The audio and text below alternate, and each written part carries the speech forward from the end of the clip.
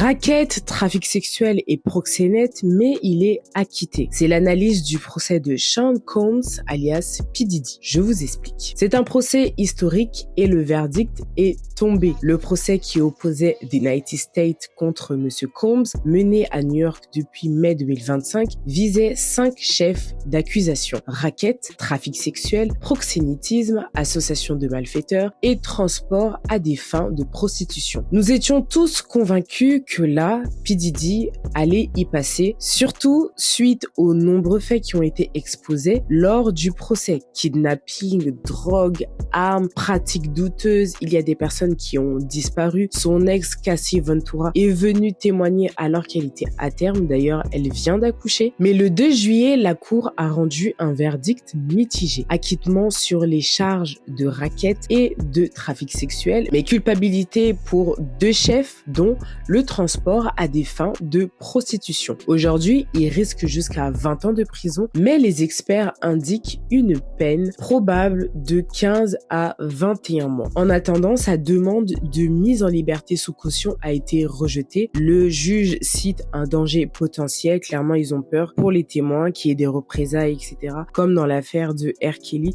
où des témoins ont vu leur voiture brûlée ou leur maison. À l'heure actuelle, P. Diddy reste encore en détention jusqu'à l'audience de sentence prévue le 3 octobre 2025. À son retour au centre de détention de Brooklyn, il a reçu une standing ovation de certains détenus, qualifiés de moment d'espoir selon ses avocats. Mais en dehors de tout ça, l'impact pour lui est sévère. Il a perdu des contrats, une réputation ternie, plus de 50 procès au civil toujours en cours. Des experts en communication estime que s'il n'y a pas de réel effort d'investissement en argent, en marketing, un retour au devant de la scène est très peu probable. À l'approche du 3 octobre, l'attention se porte sur la peine effective et sur la stratégie post-justice avec son équipe qui essaye de le réinventer en homme de famille, notamment avec la présence de ses enfants à chacune de ses audiences et d'autres membres de sa famille.